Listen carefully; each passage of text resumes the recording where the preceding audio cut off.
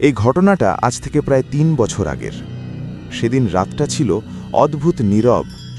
চারপাশে এমন একটা নিস্তব্ধতা, যেন পৃথিবীর সব শব্দ হঠাৎ করে থেমে গেছে। আমি তখন কাজের জন্য গ্রামে গিয়েছিলাম। আমাদের গ্রামের পাশেই একটা পুরনো বাড়ি ছিল।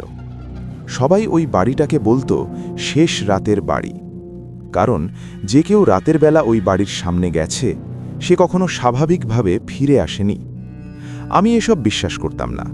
একদিন রাতে সাহস করে আমি ঠিক করলাম, আজ আমি ওই বাড়ির সামনে যাব। সময় তখন রাত 12টা। আকাশে আধা চাঁদ আর হালকা কুয়াশা চারদিকে ছড়িয়েছিল। আমি ধীরে ধীরে বাড়িটার দিকে হাঁটতে লাগলাম। বাড়িটার সামনে গিয়ে দাঁড়াতেই হঠাৎ ঠান্ডা বাতাস আমার শরীরের ভেতর দিয়ে চলে গেল। মনে হলো কেউ আমার পাশ দিয়ে হেঁটে গেল, কিন্তু আশেপাশে কেউ নেই। আমি নিজেকে বললাম, ভয় পাবি না হেলাল, এটা শুধু বাতাস। ঠিক তখনই ঠক ঠক ঠক, বাড়ির ভেতর থেকে দরজায় কেউ যেন আঘাত করছিল। আমার বুকের ভেতর ধক ধক শুরু হয়ে গেল। আমি ভাবলাম হয়তো কোনো মানুষ আছে। আমি সাহস করে বললাম, কে আছেন ভেতরে? কোনো উত্তর নেই। আবার ঠক ঠক ঠক। এবার শব্দটা আরও জোরে। আমার হাত কাঁপছিল।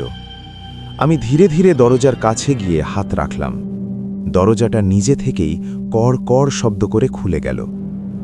ভেতরে সম্পূর্ণ অন্ধকার। আমি মোবাইলের ফ্ল্যাশলাইট জ্বালালাম। ভেতরে ঢুকতেই দেখলাম মেঝেতে ধুলো, দেয়ালে কালো দাগ আর ছাদের কোণায় মাকড়সার জাল। হঠাৎ আমার ফ্ল্যাশলাইট নিজে থেকেই বন্ধ হয়ে গেল। চারপাশ অন্ধকার। ঠিক তখনই আমার কানের কাছে কেউ ফিসফিস করে বলল, তুমি কেন এসেছ? আমার পুরো শরীর জমে গেল। আমি ঘুরে তাকালাম, কেউ নেই, কিন্তু আমি স্পষ্ট অনুভব করছিলাম কেউ আমার পেছনে দাঁড়িয়ে আছে। হঠাৎ আমার কাঁধে ঠান্ডা একটা হাত পড়ল। আমি চিৎকার করে পিছনে ঘুরলাম। কেউ নেই, কিন্তু মাটিতে একটা ছায়া ছিল। ছায়াটা আমার না, ছায়াটা ধীরে ধীরে নড়ছিল। আমি দৌড় দিতে চাইলাম, কিন্তু আমার পা যেন জমে গেছে। ঠিক তখনই সামনে একটা দরজা নিজে থেকেই খুলে গেল। ভেতরে একটা সাদা কাপড় পরা মানুষ দাঁড়িয়েছিল। তার মুখ দেখা যাচ্ছিল না। সে ধীরে ধীরে মাথা তুলল, আর তখন আমি দেখলাম তার চোখ নেই, শুধু কালো গর্ত। সে আমার দিকে তাকিয়ে বলল, তুমি এখন যেতে পারবে না। আমার শ্বাস বন্ধ হয়ে যাচ্ছিল। আমি জোরে দৌড় দিলাম।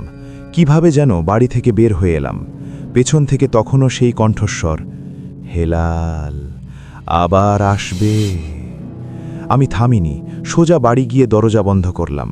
সেই রাতের পর আমি আর কখনো ওই বাড়ির কাছে যাইনি। কিন্তু আজও কখনো কখনো রাতে আমার কানের কাছে সেই একই শব্দ শুনি, ঠক ঠক ঠক, আর ফিসফিস করে কেউ বলে, আমি এখনো অপেক্ষা করছি।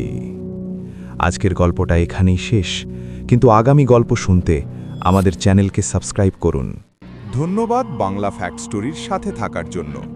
গল্পটি কেমন লেগেছে কমেন্ট করে জানান, লাইক করুন, সাবস্ক্রাইব করুন, আর আপনার এলাকায় ঘটে যাওয়া কোনো রহস্যময় ঘটনা আমাদের পাঠাতে পারেন।